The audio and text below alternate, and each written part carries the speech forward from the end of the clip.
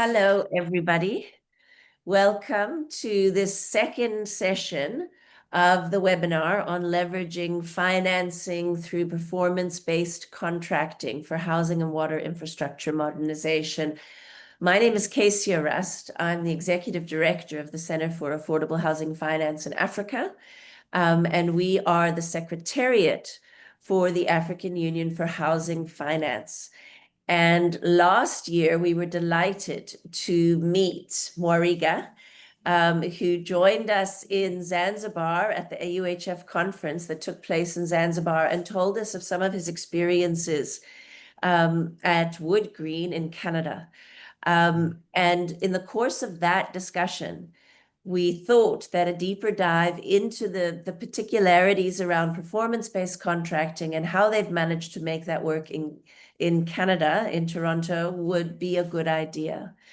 Well, Mwariga then thought it would be good to actually think about how does it also work in a Kenyan context. And so he invited his friend and colleague, Eric Mwandia, to join.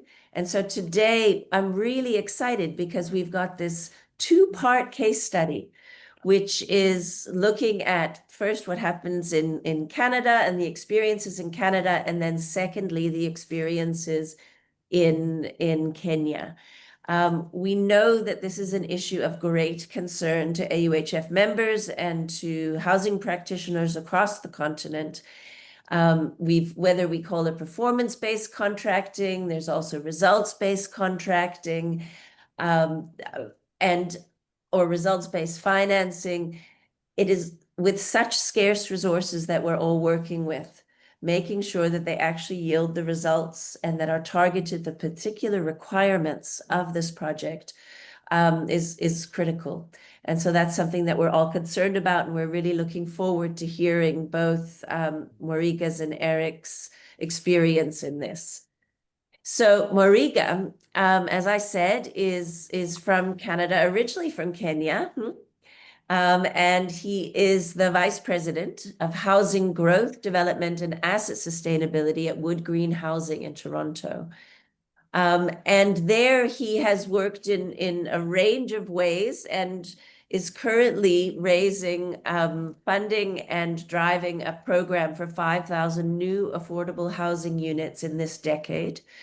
And then he also leads the asset sustainability and climate change strategy at Wood Green. I would really recommend checking out Wood Green in Toronto. They do really interesting work, and work that's also relevant in our context. Eric Mwariga is also going to be joining us. There you are, Eric. Hello. And Hello.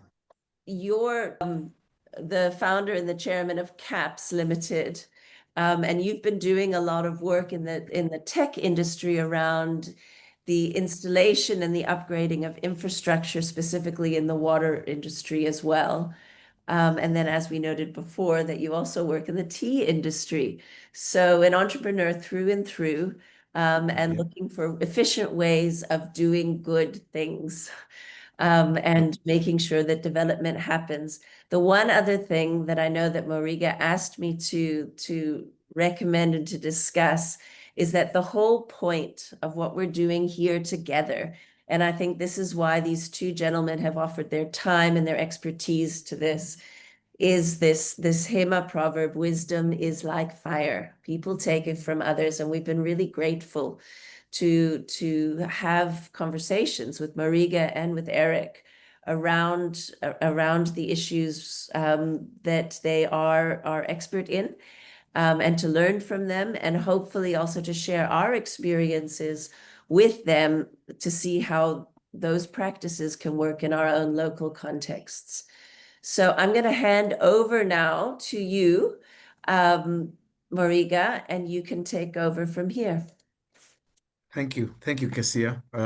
Yeah, Eric and I came out of the last meeting feeling really good about the discussion that we had. We did quite a little bit of so just to do a quick review of last time.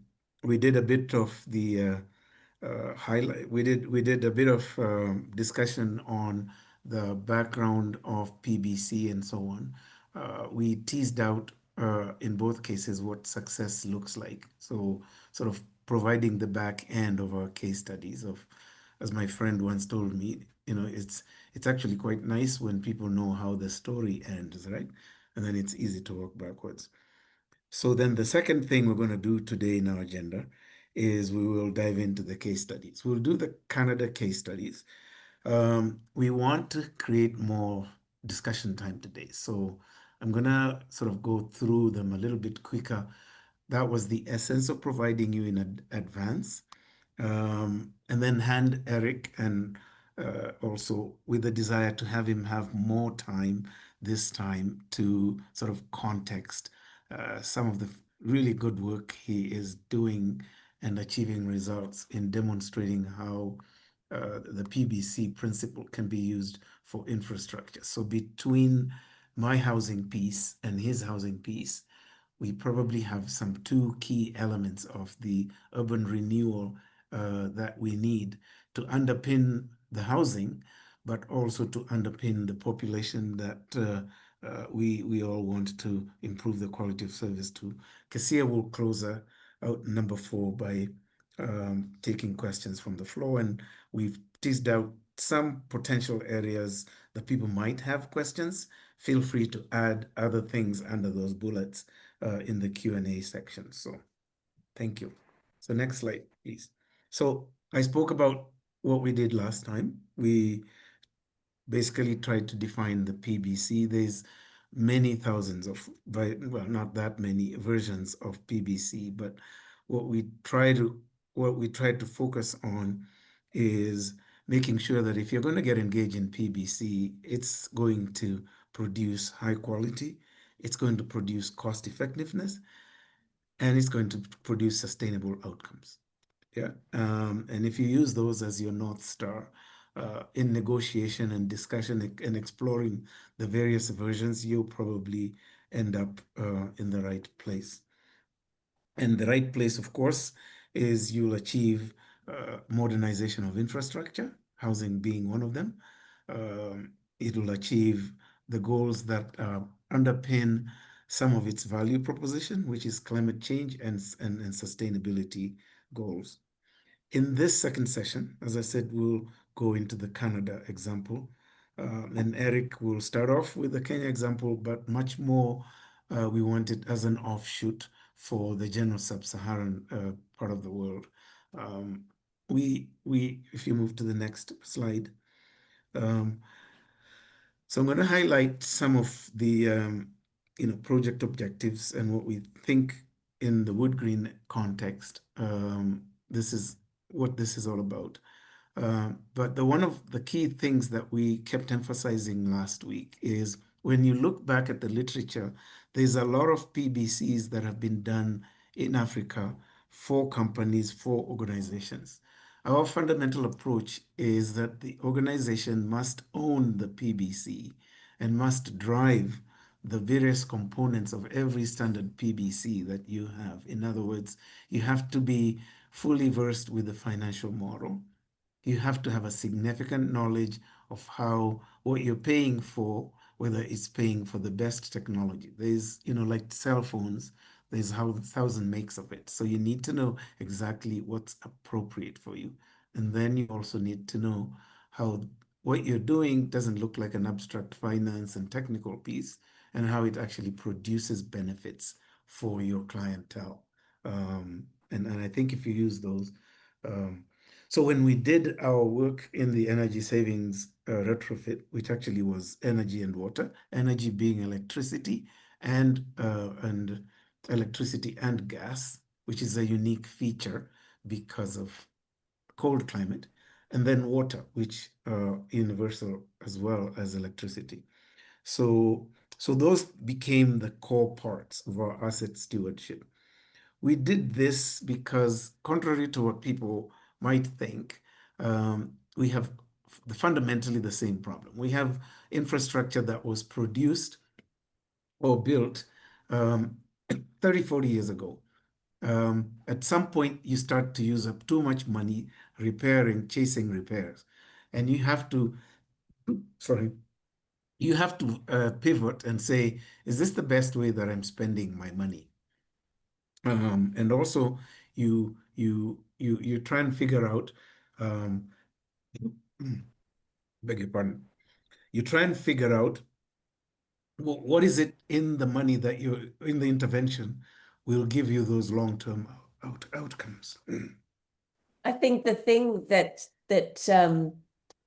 captures my interest in this when we think about is, the point of performance-based contracting is what is it that we want to spend our money on, Moriga, right? You have to Yes. pivot.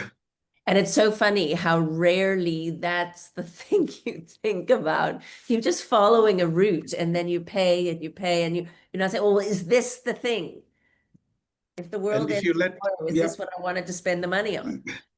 and if you left the technical experts drive the process, you will pay. You will, just like if you go to a cell phone and you want to add more and more features, next thing you'll have features that are supposed to guide a rocket to the moon that you don't need. Totally, totally. Anyway, go ahead. So, How's the so, road? so going ahead, so that's one piece. The other piece then finally is, it employs a blended funding model in our case. So it's not just, and you'll see what I mean by blended financing model. Um, Partly because there are benefits of doing that that I will show in my example. All right, moving right ahead. So last time we gave you what success looks like. Our project has been in existence for the last 3 years. Um, and we've shown really good results already. So when I take you back again to then how does the story start, in order to get to the answer to some of those questions that I started to ask about how do you know what to spend your money on, um, it starts with a very thorough understanding of what the state of your portfolio is. It could be your capital needs. In the case of infrastructure, you'll hear a little bit more about that. So front ending the data that you need. And by doing that, you front end the knowledge that you need in order to make the right choices, right? So this is what we did. This is what I said. When we projected, even though back in 2020, we were just above ground in terms of the relationship between the money we need to keep our buildings going in a sustainable way and have enough for repairs, it was clear where the trajectory was going if we didn't do something. And you can see it's not a pretty picture. Moving on to the next one. And that we did just doing fundamental building condition assessments and then an assessment of our reserves and comparing the two. So the other piece that we also started to, so that's sort of the building side, and then on the financing side, we took a look at the cash flow issues, right? And our ability, if we just went to the bank and said we need all this money to fix these things, how do we have enough cash flow? And it was clear that we didn't have enough cash flow because we don't want to pass it on to our tenants and our rents. And in that way, we have that universal sort of thing. You can't come back and say, I'm repairing a building, so I've tripled your rents and stuff like that. It just doesn't work. Um, and then we also looked at our current mortgages and said, in any case, we already have a burden on many of our buildings. We couldn't unburden, we might not even be able to refinance it. So if you can refinance it, are you going to be able to pass on that cost? And the answer is no. Do you even have enough room to finance it? And all those things sort of led to what I might call a cul-de-sac in your decision point. Um, we looked at part of the answer. Sometimes people say to you, well, if it's that old and it's that bad, why don't you just bring it down and build a new one? And again, that possibility was not there because the level of disruption. So I'm just pointing to some of the basic due diligence questions that you have to ask yourself in order to arrive at the answer at a solution point. So if you go to the next slide, um, we did that and collected a lot of information on the next slide. And what it allowed us to do is to zero in on the energy piece. We thought out of the different options that we have, we should probably zero down on the energy pieces. When we did a deep dive on the energy pieces, we did an audit on exactly what the magnitude of the energy that we could actually save. We had a list of many items, and so we picked the ones that had the highest savings potential. Contrary to what people kind of sometimes do, is sometimes some really old ones, and you can't really help them to become better. You probably just decide you're going to have to buy a new one and it won't do anything for you. So in this case, we were actually clever to do that. And we did that through a series of what are called ASHRAE 2 and ASHRAE 3. ASHRAE 2, ASHRAE 3 is the ultimate one that also, ASHRAE 2 gives you an inventory of the ones that will produce the most benefits from savings. ASHRAE 3 actually gives you the actual data of what that calculus may look like. And once you get that calculus, you know exactly what you're going to be working with. We also looked at and then we looked at the financial landscape and said, who can finance this? And we got a few models there that I mentioned. We put together a solid business case, and we put together the contract with the various components. And then we also looked at who's going to do the installation, how are we going to procure those things, and then the most important thing is that after you finished all this, you must continue to have a measurement and verification intelligence system. And I'll talk a little bit about that. So in fact, one of the biggest investments wasn't so much the boilers and the changes that we did, it was in creating a building automated system that provides us with real-time data about the performance of our equipment. The benefit of that as well, of course, from the tenant is as soon as the performance of our buildings went down even 5%, we could send in somebody to preempt it. In the old system, you waited until the thing blew up and then, you shut the thing for 2 days and people don't have water and so on and so forth.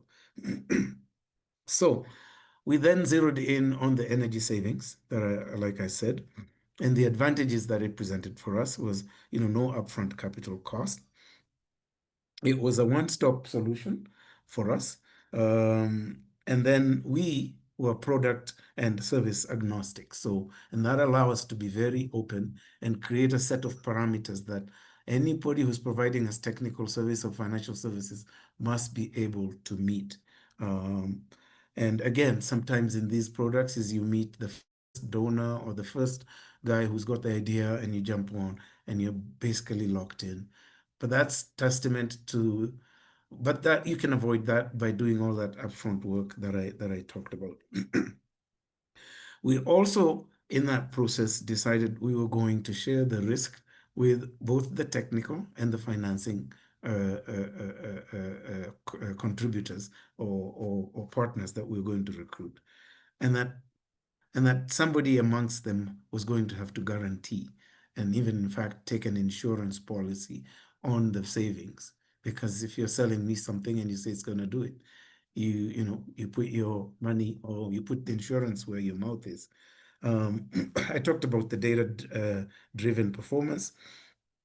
The one thing that we had to do is, you remember I talked about not wanting to burden the balance sheet of our organizations, which are already testy at the moment, until maybe later when we had a proven concept. So we made this an off-balance sheet solution. So essentially we leased it from the companies that we got from, with a buyback option at the point when we have exhausted, we finished the payment with the payment process. So moving right along. And so this is basically what it looks like. Before we were paying all the bills, and that's the solid bar, green bar, right? If you go to the middle is when we started to do the investment, and during the period at which we were going to pay back both essentially the financing entity. So the savings, as you can see, are represented by the solid green bar. It gives us a delta, two chevrons at the top. The first savings go to EC, which is the financing.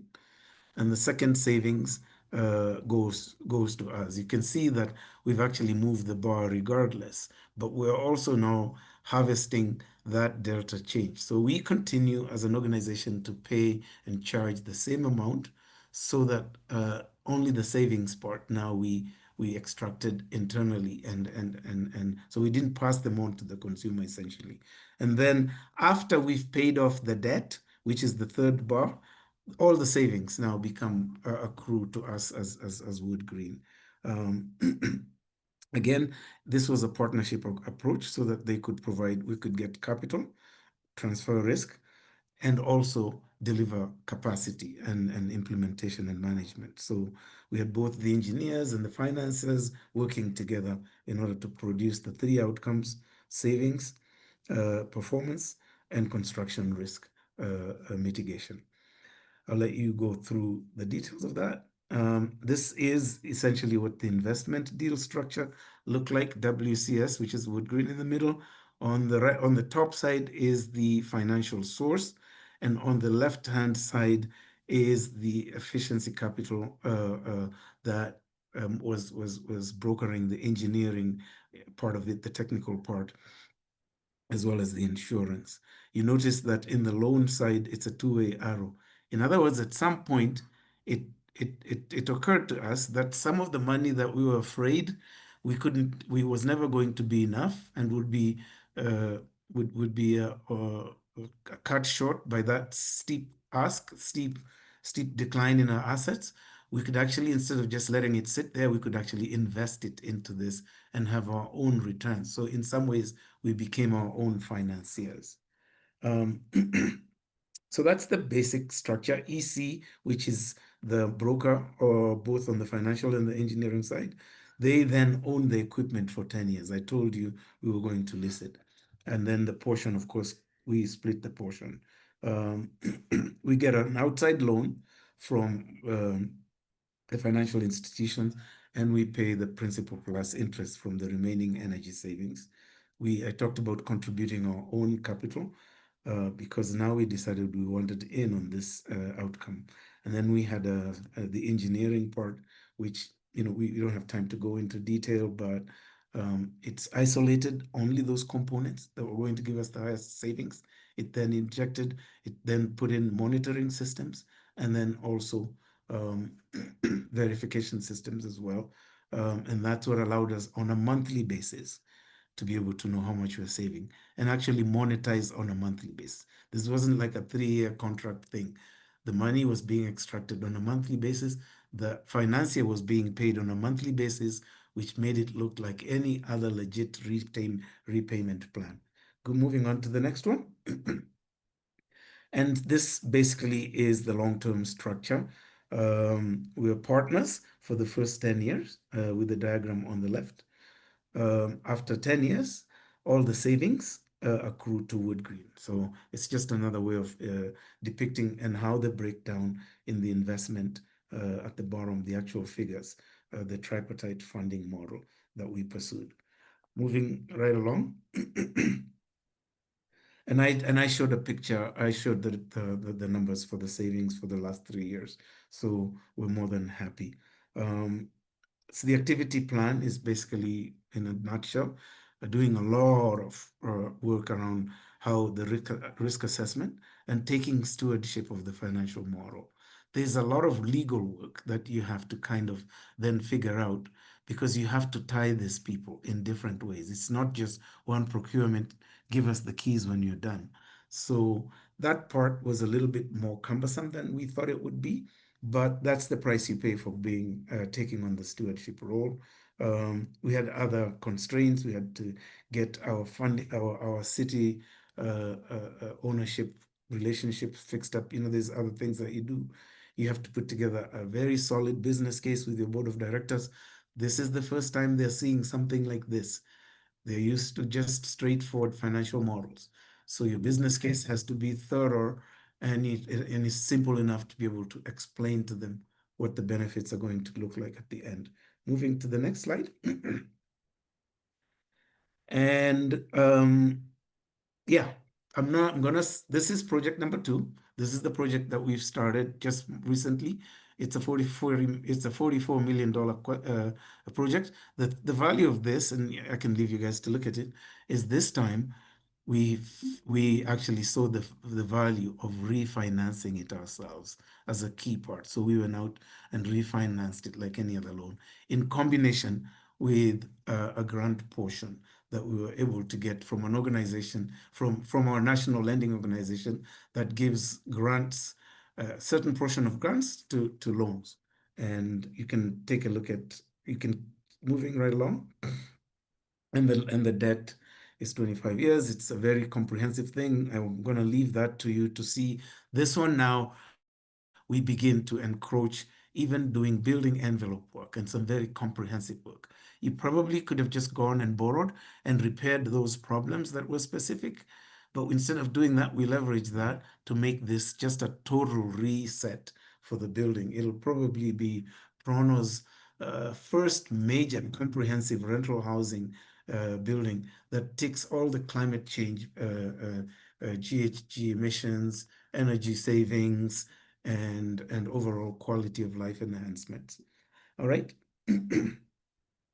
I think, again, same thing, the assessments that we did, going through the overall thing. This one's a good one down the road to deep dive because it's a lot more comprehensive, but we have enough sort of bench strength and confidence to do that. And so I'll end my part and hand it over to Eric with just a reminder. This is about stewardship.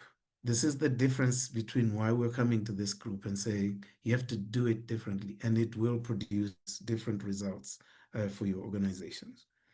All right. Moving on to the next slide. Yeah, I talked about the stack. Moving on. Yeah, you can take a look at this at your own time. Yeah, and then over to you, Eric. Well, thank you, Mariga, and hello to everybody who's on the seminar. Yes, my name is Eric Mwandi, as you've been told. I'm going to try to bring this discussion towards the Kenyan context as an example, I believe, of what we might perhaps experience in also any other African country. Mariga has just talked quite a bit about the housing sector, and of course this is something that needs a lot of attention here as well. But I would like to look at infrastructure generally and take a small detour towards utilities infrastructure, which we will show that can be handled in the same way as the housing was handled in the Toronto case.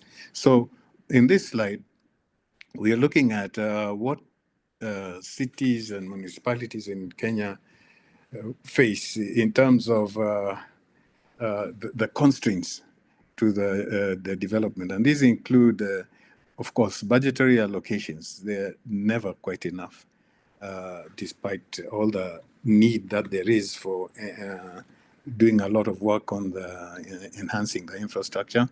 There's often inadequate technical and organization, as well as technical skills. And very often there is in the cities a lot of governance challenges. So all these contribute in a large way to depressing the pace of development, despite the huge demand which is there, especially in in the African context where we have growing populations and a really increased demand. So next slide, please, Kesia. Yes, and so having said that about infrastructure generally, what is the situation in the utility sector? And very largely, this is a reflection of a situation you'll find in infrastructure generally, but I think what you have in utilities is even higher, a deeper example of the challenges that exist in the development of infrastructure in Kenya. So look at for example, the non-revenue water levels. This is the losses which one incurs in terms of the water that is abstracted and the water which is billed. There's something like 50% of the water which is actually abstracted is very often not billed for, and that is in the Kenyan context. And of course, what this means is that if you're losing half your water, you're not billing for it. Is that it's a big strain on the resources of the public, because you have to get subsidies because you're not invoicing, you're not getting revenue, and this means that you don't have the finances to expand the delivery systems, the pipes, all that, and to clean more water. And so this is something that we believe that it can be resolved using performance-based contracting. And this, the next slide, I hope to explain why. So, Kesia?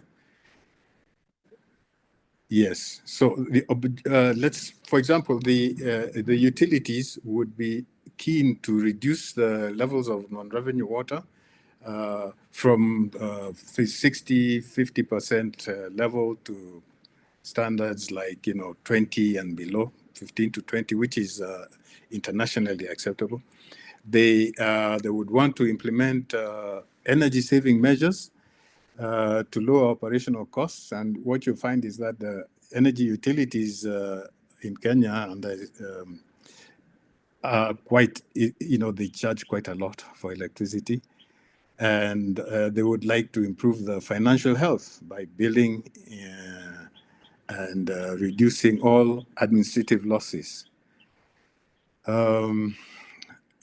Obviously, we'd like to increase the population that is covered by the supply of water and other utilities through the network, and to strengthen the governance. So these are all strategic objectives that you find a utility may want to put in place in order to do better.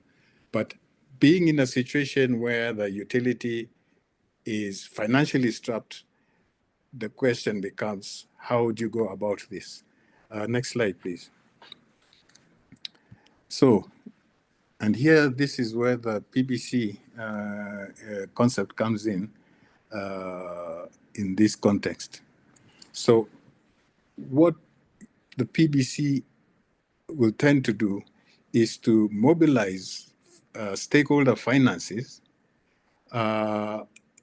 from various stakeholders and bring it into the delivery of the services that the utility is trying to deliver. And how do you do this? This is done by leveraging the upside of efficiency improvement. One identifies gaps, like we have talked about non-revenue water, and say, if we reduce this, we'll increase the efficiency and we'll be able to get savings. And not only savings, we'll be able to even increase the revenues. So with that, we'll be able to leverage that to find financing for our projects. Again, you would want to manage risk, because the implementation of large projects will tend to involve quite a bit of risk, and the utility would want to share the risks with other parties, so that it's not like in many contract situations where the risk remains with the client, and all the other parties are just coming in and taking their bit of the action. But In a performance-based situation, the risk is actually distributed in order to mitigate the situation. It also delivers capacity. As we noted, very often the utilities don't have the people, the skills, the capacity to actually implement new systems to solve the problems, using technology, leak detection systems, finding ways to create more energy efficient pumping systems, and overall design of the distribution network. So this is where the utility may want to go out and receive additional capacity of that nature from the marketplace. And PBCs live on the basis of transparency.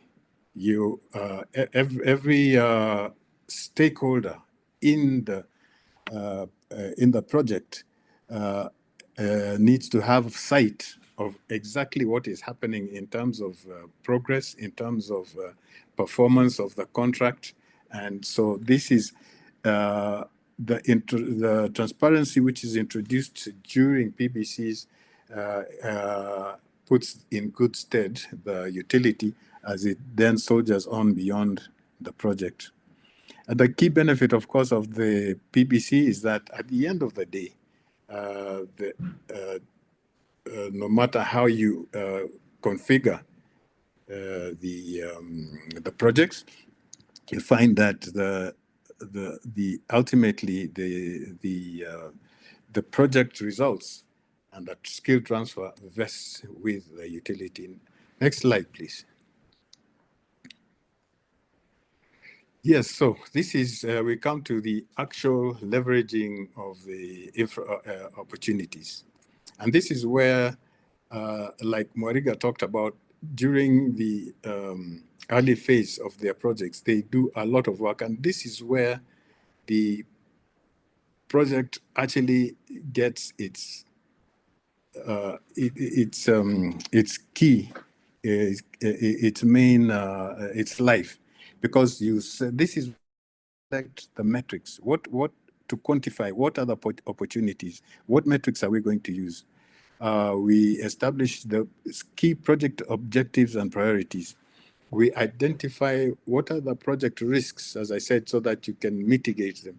You establish, the baseline. You say this is where, because you are going to start measuring performance improvements, then you have to say what is the baseline, and the setting of the baselines is very important. Then, of course, from the baselines, you set the targets, and from the targets and the baseline, you're able to then say what the financial upside should be, make projections, and from there, you can then begin to leverage this upside by then going to the financiers and saying, look, this is what this project is going to do to improving my financial situation, and I'm willing to take funds now in order to achieve this, and we'll be able to pay you back in this way. And again, this the next thing is to assess operational tools, policies, procedures against industry best practice. On the green box there, we have just put the project phases, which are quite standard to most projects, but it is important to clearly phase the project and understand that at each phase, what are the required outcomes and what do you expect to be during each stage. Next slide, please. Again, this slide is just emphasizing a very key thing, a key aspect of the performance contracting. And that performance contracting lives because there is some service or some performance or value that can be realized by entering into the project, and that value has got a monetary, that service has got a monetary value. And from that monetary value, you can work backwards and therefore work to generate the capital to perform the project. It's also important because it allows you to do off-balance sheets. It's an off-balance sheet solution.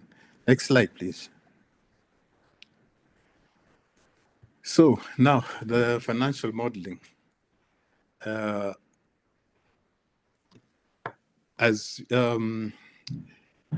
Perhaps we can also have a quick look at the next slide. Cassia, please. Yes. Now, this next slide, what it does is there's various toolkits that one can use when designing their project. There are very many dimensions of a project: financing, the risk management, various aspects of a project. And the Cities Climate Finance Leadership Alliance is an organization which has come up with a well-regarded toolkit. And this toolkit has got quite a lot of scenarios. And of those scenarios, the key thing to remember when we are dealing with PBC is that we are interested in the scenarios where we can, as we have said, where we can have value added by whether it is a single stakeholder or whether it is by having a multi-fund implementation with lots of stakeholders coming in. But the key is that there is value to be generated, and that value is what you work backwards to provide the financing. Let's go back to the other slide. Number 7, yes. So, a key thing here to remember is as you look at your project and you're doing your financial modeling, is to understand what if there is any viability gap that may be.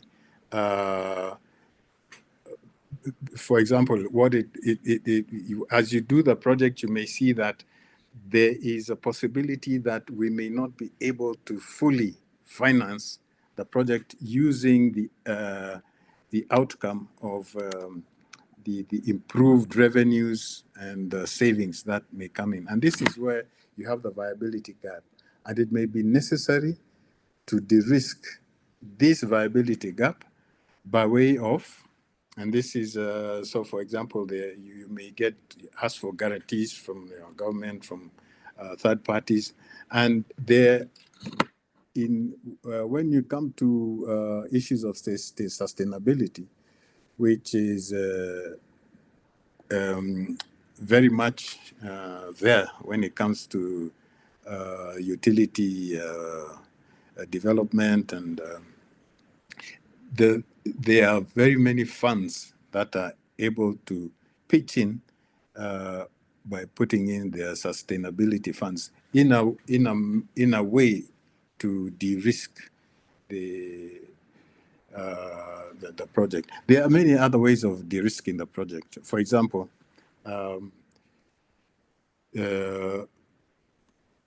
it is possible to hand over the control of the project to the contractor, for example.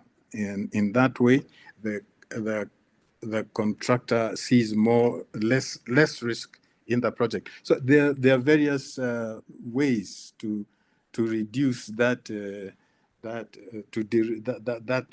risk which is seen when analyzing the project. And of course, again, when the initial capital required is high, it may also require funding to accelerate implementation, because the payback, the improvement is going to come in much slower than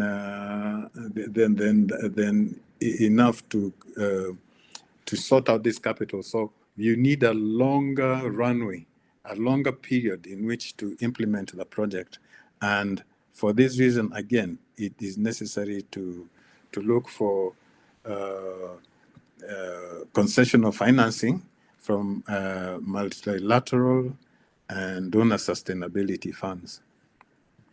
Next slides, maybe you can jump the next one and go to the number 9, please.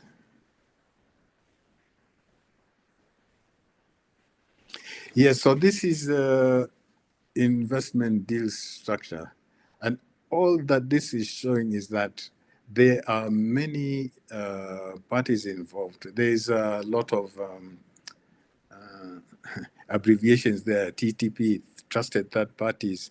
There's a project contractor, PC, and a lot of, but what really this is showing is that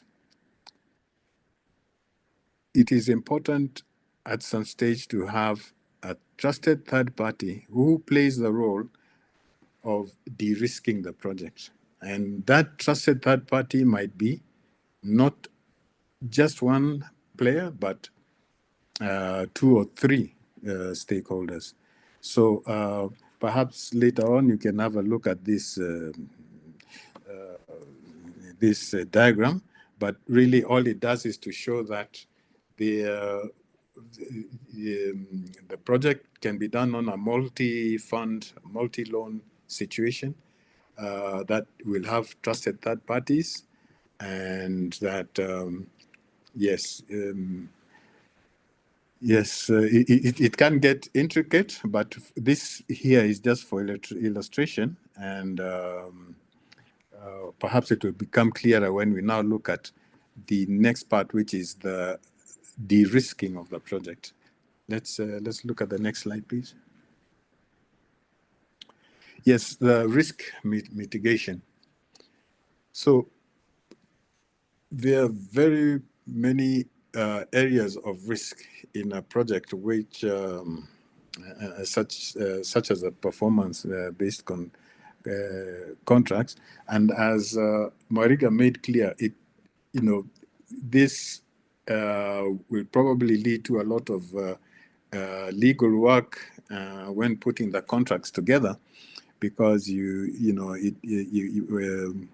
there's a lot of things to be tied up.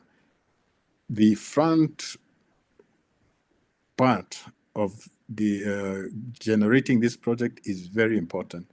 There's all that we have said about doing the project assessment and assessing the risks, assessing the viability gaps. All these things will then inform you as to how to structure this project. And as you structure this project, it is then important to put in place the legal documents that will enable the parties involved to work together. So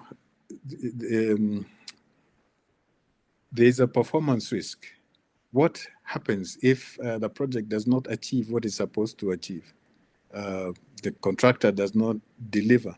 So who bears the burden? Cost overruns and things like that.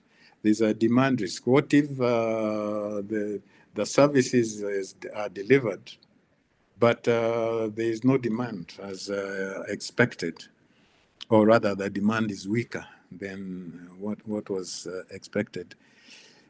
There's also political risks.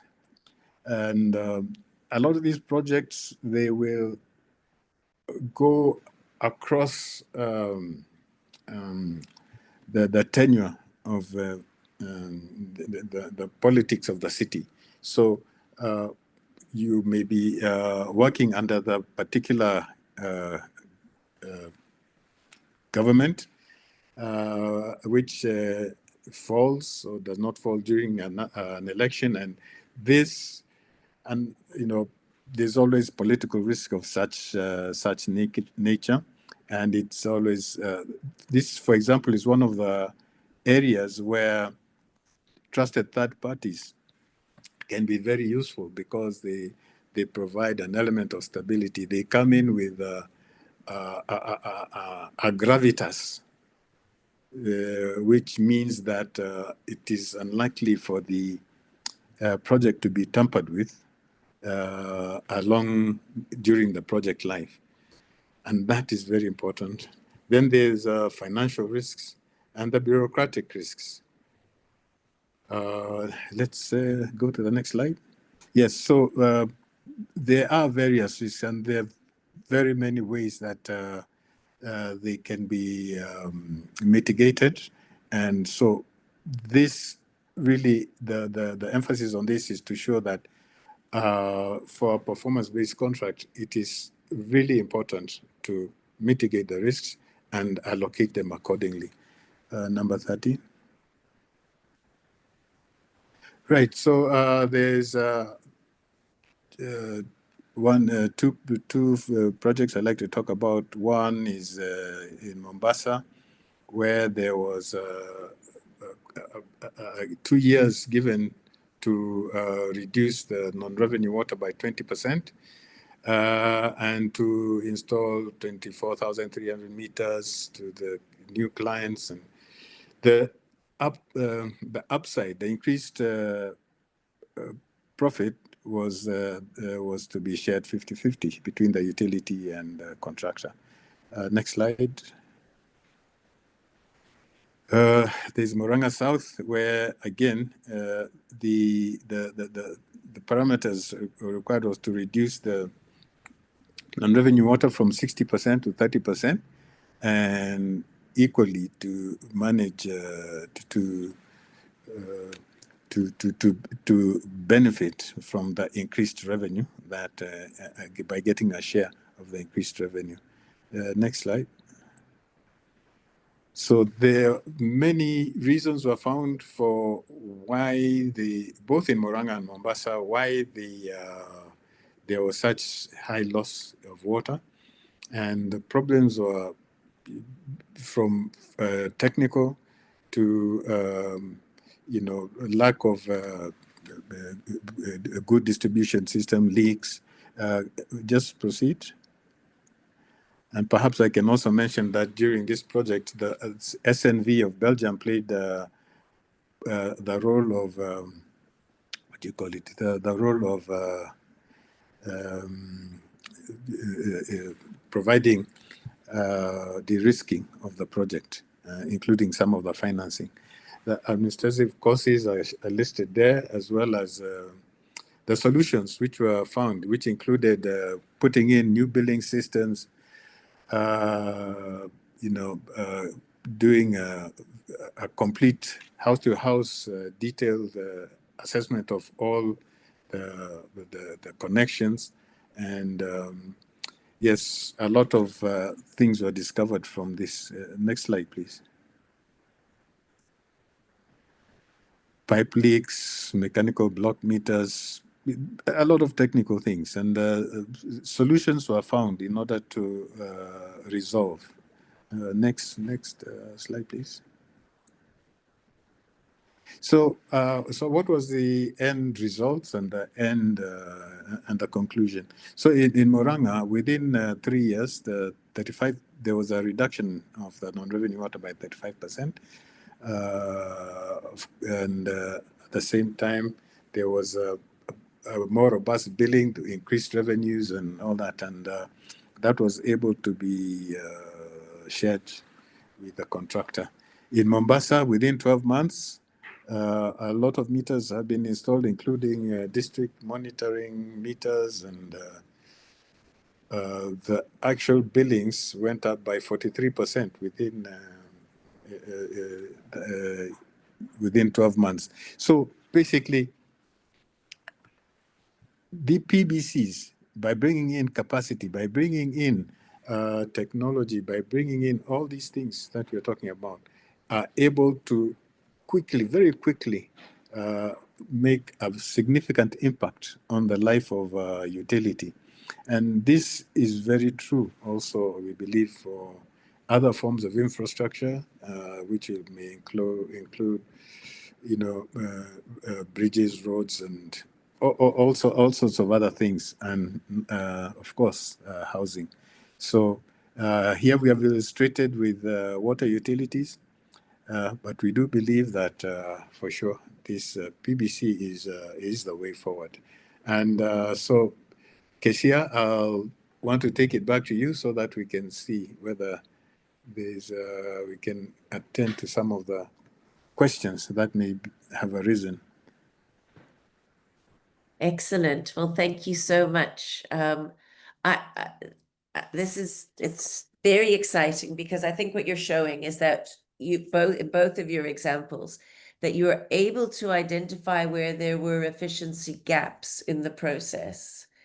And by leveraging the capital through different means to be able to address those, the efficiency that you achieved paid for the thing you were doing.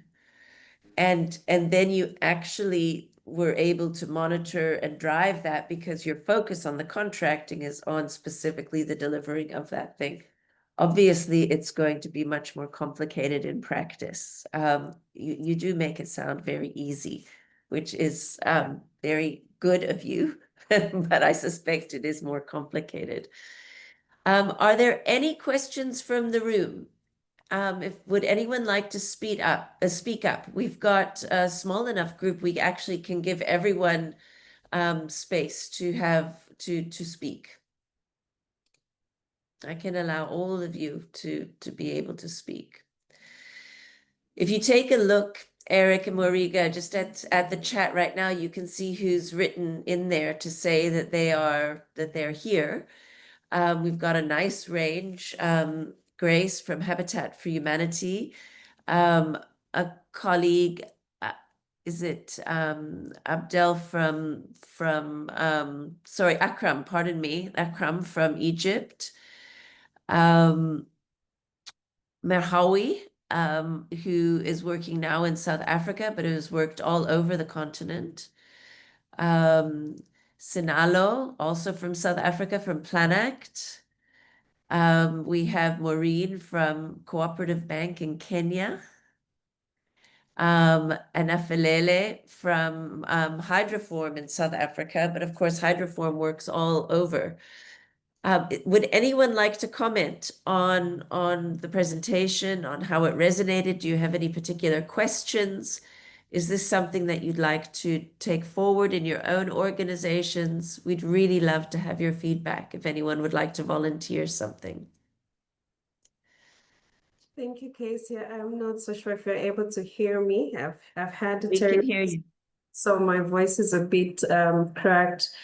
Thank you so much. So my name is Grace Chumtonga, and I work for an organization called Civic Forum on Housing and Habitat here in Zambia. But we are also affiliates of Habitat International Coalition, or HIC. Thank you so much for the lovely presentations.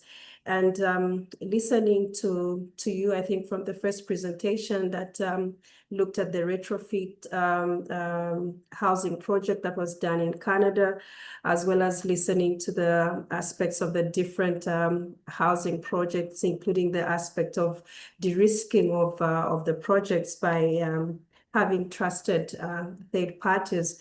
I just wanted to find out, because I think, Casey, we have had this discussion before, to say the most challenging aspect is actually accessing finance and also being trusted by the financiers. And now listening to the previous speaker who said you can even have 3 different financiers to finance a project, and also just try to look at the aspect of de-risking. I just wanted to find out how easy is it to actually get in touch with some of these financiers, and are there any contacts that can actually be shared? Because one thing is that the cost of housing is actually a capital investment. And mostly you find that where there is the most need for housing is not being supplied. For instance, here in Zambia now we have a lot of houses, especially now following what happened with the fallout of USAID. you find that there are a lot of houses that are actually vacant, but they can't be occupied because they are unaffordable for most of the people that are actually in dire need of housing. So I just wanted to find out what opportunities are there in terms of accessing easy financing and also being able to engage with these financiers, and probably also identifying a specialized project advisor who can actually look at all the aspects of the risks that are actually involved with housing, because we always find that the demographic trends of where housing is mostly needed are actually neglected. My submission. Thank you, Kesia, for the opportunity. So maybe I'll attempt, and then I'll get Eric to sort of localize it a bit more. So getting PBC contractors and people who are doing that. I think Derek pointed out the platform for cities that has got a lot of resources around that. I think our primary emphasis here is trying to understand the capacity it brings, but the capacity that you need in order, we can give you names, but you need to be able to have the capacity that you need to do this. At this point, I don't want to pretend that a lot of people have heard of PBC. I think the most valuable way to go about this is to use the center and to start a discussion on how you aggregate your sourcing, how you aggregate the understanding of this sector, how you aggregate what kind of assessment tools that we can use. Because what the question you're asking is a difficult one for a lot of people, because people want to do it alone, and taking time off from your busy time in order to do that is a very difficult thing. So I think there's a space here for us to sort of take this to the next step and start to answer your questions collectively. I have a whole list of organizations. There's new ones. The Scandinavians are big in this conversation and they love it. But like we said, you have to be the person running the project. Otherwise, it just becomes a technical interaction, or it just becomes a financial interaction. So again, emphasizing the opportunity, the biggest opportunity is in aggregating our efforts and putting together an architecture that answers your question. And the architecture, of course, is going to cover as an inventory. Collectively, we have X number of affordable housing in our stock that are X old and X old. How can we put those out in the market collectively so that we can leverage what financial opportunities exist, what expertise and technical expertise exists out there? And then internally, how do we create that data so that it's housed in a single place, but we use it? Because if you try and recreate this separately, you fall into the same trap most PBCs of this generation have fallen into, and you essentially surrender the project to the person who has got the financing and the technical people, and the sustainability is not there. The capacity benefits that Eric talked about are not there. So I don't know, Eric, anything that maybe I missed that you might want to emphasize there? Yes, just to add to what you're saying here, Mariga, with the performance-based contract, the key here is that there's a service, there's whether it is providing housing to, there is a service which can be enhanced. There is a gap, and that gap is what you need to assess. You need to measure it, and with that, you will then be able to take it and leverage it in order to be able to say to the financiers, look, this is a bankable project because what it does is you bring in the funds upfront. We will be able to give them back to you over time using this upside that we're going to get by implementing this project. And so there's a lot of work to be done, unfortunately, at the beginning of every PBC to really identify what it is that you're trying to achieve in terms of improvement, and whether this will qualify as improvements that add to the bottom line, either by savings or by increased revenue. Now, once that is identified, then what you can then do is to take that and package it. And there is definitely a lot of organizations, and Mariga talked about the Nordics, and they have several funds that actually addressed such situations, especially where sustainability is involved.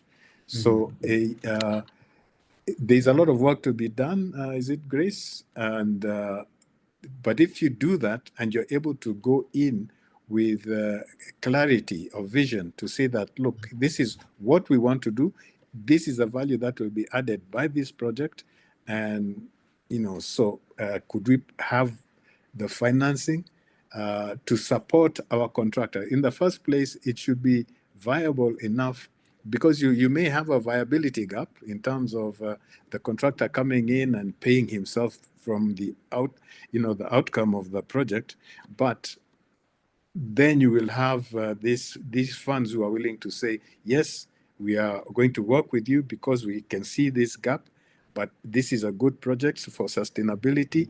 And they are those organizations. Moriga will have a list which I believe he can share with you. But even more powerful, again, we can go one by one, but if we can create a pipeline of potential projects, the money just chases you in this sector, basically. Like when we went back for the second project, because the scale was so huge, it was actually easier to get money for the second one than the second. Because these are also new bankable projects that they have. And the case studies we produced here with Eric are the ones that are actually now more powerful in helping us attract because we've created a degree of confidence. And confidence is like 80% in financing. And then the rest of it is the data that's based on the assessments that Eric has said, that comes to them and says, this is a bankable product. I am so happy to hear you all say this, because it's such a powerful thing, and it speaks so closely to what the African Union for Housing Finance is trying to do in terms of bringing the stakeholders together so we can collaborate, and then what CAF is trying to do in terms of collecting the data and sharing the case studies so that we create a track record on which investors can start to rely and have a sense of the narrative into which the specific projects fit. What I've also heard both of you say over and over again through your whole presentations is the need for the project promoter yourselves, whether it's each of those two projects, Wood Green or Eric, how you worked, or whether it's the Botswana Housing Corporation, to own your own project and say, this is how we're going to fix it and achieve the efficiencies which benefit us, benefits the planet. And all of that is going to pay for it. Those efficiencies are then what pay for the eventual outcome. I think that where a few people have written and said thank you very much, and they're starting to sign off now. So I'm going to close this now, and thank you both for a really, really valuable session. And there really is a lot to think about. One of the things I was thinking, I don't know whether you would agree with this, I almost want to take your presentation and take the transcript and sort of put them together, because it's so powerful what you've said as a set of tools, and it aligns very closely with the subject matter of our conference, of the AUHF Conference on Blended Finance, where step 0 and step 1 are about deciding what you actually want to do when you're bringing in a blend, and making sure you've got all of the actors lined up to do what they each have capacity to do, and to solve the problems that the others all have in that arrangement, which is So I'm very, very grateful for the contribution. Yeah. Just can I open up the invitation to everybody here, and of course to anyone who watches this later, perhaps as a video. If you have any questions, please contact either myself or Tandiwe at the AUHF CAF, or contact Moriga or Eric directly. I think, Eric, you left your details on the slide, and but we can also find a way to connect you to them both. And we really would like to broaden the discussion. And Moriga, I'm going to take you up on that invitation about thinking, well, how do we work with this collective more effectively going forward? It's a wonderful thought. And I'm very glad you're going to be in Nairobi when we all arrive there in about 2 weeks' time, And we because can it'll be a develop good that. conversation. Yeah. It's very, honestly, it's both of us started this in a very simple way, and we decided, what part of the value chain we wanted to focus on. I mean, the housing is in the water, but you can see the fundamentals are the same. And I'm going to just emphasize this. Once you do the stuff that we talked about, including that big chunk of the de-risking, because money lending is all about wanting to lend something that has been de-risked. Totally. Otherwise right now in this world, there's more money looking for places to land that are sufficiently de-risked than there is what you might perceive to be a shortage. It's just they're afraid to give you money, so make them unafraid by doing all this work. It's so interesting. And then for us, we have to make a culture change, because it doesn't come the US aid way, where they supervise you as they give you money. This is for you to take charge, and the reculturing impact for your organization is absolutely priceless. Yeah. Totally. And maybe that's the thing I'm going to hold on the most from what you've said, is that it's really about taking that ownership back into our own institutions and driving that ourselves. And that's a reculturing about how we decide, well, what is the development priority that we want to solve? You said it from the very beginning. There's all these different things we can do, and we have these resources. How do I make a choice of what I'm going to do first? And I'm sure that having done that, you then had more resources with which to then do the next thing. So well done, both of you, on really excellent projects. And we'll be in touch, and we'll communicate with the wider community as well. I'm pretty sure that this is something that's going to interest a whole lot of people. So thank you again. And thanks to everyone who Thank you, stayed Cassia. with us. All right. Yeah. Thanks to everyone. everybody. Okay. Excellent. All the best, everybody. Bye-bye. Bye.